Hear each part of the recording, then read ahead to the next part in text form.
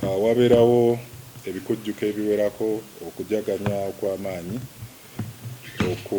okuviirako n'okutulisa ebiriroliro mu bifo eby'enjawulo nga bwe tukomekereza omwaka ate nga bwe twaniriza omwaka 2024.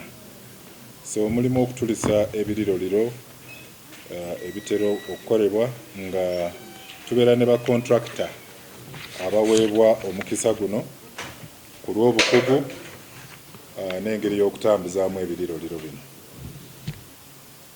We twogerera olwaleero tulina kampuni 6, tulina kampuni 8 ezatongoddwa okulaba nga zeenyigira mu kutulisa ebiriroliro bino omuli Tomil Fireworks Limited, mulimu Quality Lighting Uganda, mulimu Fesco Limited, mulimu Extreme Events Services, mulimu Sky Frames Uganda Limited, Goshen Africa Limited, Light Africa Uganda Limited, Fireworks 7000. Era bakomanda baffe mu bitundu byonna balagiddwa okulaba nga bateeka eriiso jjogi mu bategesi n'ebifo we bagenda okutulisa ebiriroliro bino. Tewali muntu atali ku lukalala olw'abantu olw'ebifo 1907 ebigenda okutulisa ebiriroliro. Buli kitundu twalaze, buli district, buli region twalaze ebifo ebiriroliro bino we bigenda okutulisibwa. N'agezaako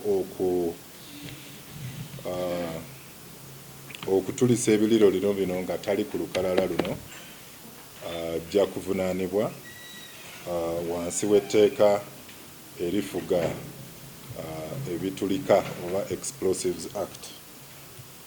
Era bakomanda bonna balina okulaba nti abanyweza ebyokwerinda waleme kubeerawo kutaataaganyizibwa okutulisa ebiriroliro bino. Balina okwetegereza ebifo byonna, balina okulaba nga babyekebejja, balina obusobozi obw'okuyimiriza okutulisibwa okw'ebiriroliro we balaba nga embeera y'obudde awamu n'ebitundu ebyetooloddewo nga tebimatiza. Balina okulaba nga ba operator balina fire extinguishers ebiwerera ddala 10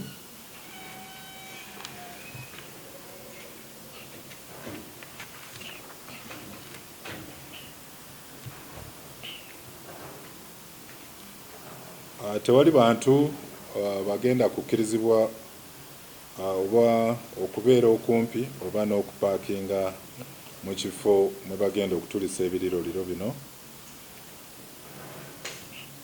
Era amayumba n'ebifo tusaba abantu obutasigala mu mayumba oba mu bifo mwe bagenda okutulisa ebiriroliro, balina okulaba nga babifuluma. Okunywa sigala, okubeera n'ekibiriiti, okubeera ne bulayita oba omuliro gwonna ogw'olukale mu fuuti 5 okuva mu kifo kye bagenda okutulisizaamu tekukkirizibwa.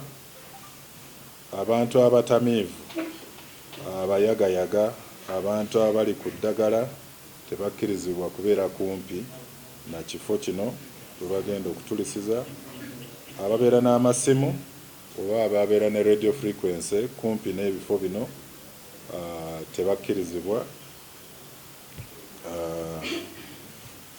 Abali ku muliraano bonna balina okutegeezebwa ku kutulisibwa okw'ebiriroliro bino nga ba LCs bonna balina okuba nga balina kye bamanyi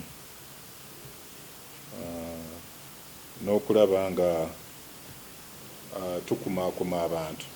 Mujjukira akanyiga akaali ku Freedom City So twagala okulaba nga abantu babakumakuma bulungi nnyo, waleme kubeerawo nsasagge oba kwenyiga ebikola eby'okubamu okugenda okulaba fireworks ebisobola okuviirako abantu okukosebwa. So awamu tulina lisiti ya bifo 1907 ebyakkiriziganyizza, era twagala twagala okutegeeza n'okwagaliza bannayuganda bonna ebikujjuko ebirungi ebya New Year. Mu bifo ebimu bye tulina kati ng'Embarara waliwo ekifo kye bayita